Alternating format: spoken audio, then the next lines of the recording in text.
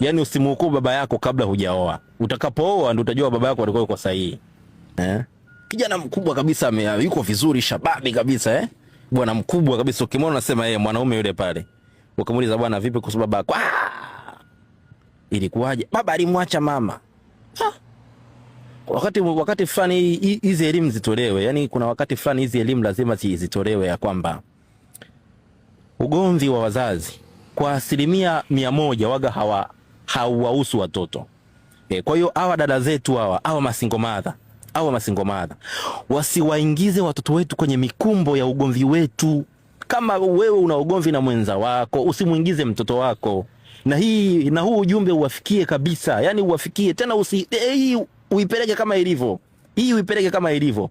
Yaani ugomvi wa hawa dada zetu wapate hii taarifa kabisa.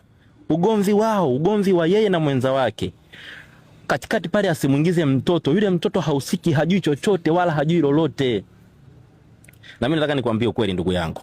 Hakuna mzazi, hakuna mwanaume ambaye hataki kumhudumia mtoto wake. Hilo nataka ulielewe kabisa hilo. Nataka ulielewe, hakuna mwanaume ambaye hapendi kumhudumia mtoto wake. Shida ni nini? Shida ni nini? Swali zuri sana. Shida inaanzia pale kwenye maelewano. Sasa wewe unataka nimhudumie mtoto wangu na mimi nipewe haki ya kuwa baba.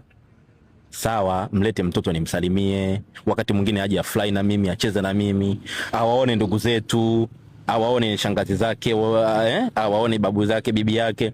Sasa unataka mtoto nimhudumie tu kila siku ukiwa naye huko? Nikikwambia basi mlete mtoto hutaki. Unaona kama nitakunyang'anya mtoto? Mtoto ni wetu wote. Na mimi pia na haki kama mzazi. Sasa unataka mtoto nimhudumie ukiwa naye huko. Na wakati mwingine naelewa matumizi ya mtoto najua matumizi yake, kwa sababu mimi na wewe tukiwa tumetengana, kwa vyovyote vile mimi jukumu nalokuwa nimebaki naye ni la kumlea mtoto. Sasa unataka kuniongezea jukumu lingine la kumlea mtoto, lakini pia nimlee na mama. Ninapokuwa naweka mipaka, mimi mipaka yangu ni hii, nitamlea tu mtoto. Unaanza kuweka vikwazo ili mimi niwe na haki na mwanangu lazima na wewe nikuhudumie. Wewe uliona wapi?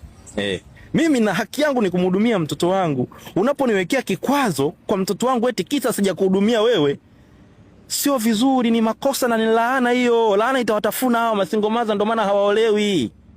Kwa nini uniwekea mipaka na mtoto wangu eti kisa sijakuhudumia wewe? Mimi wajibu wangu ni kumhudumia mtoto wangu tu, kwa sababu mimi na wewe tumeshatengana.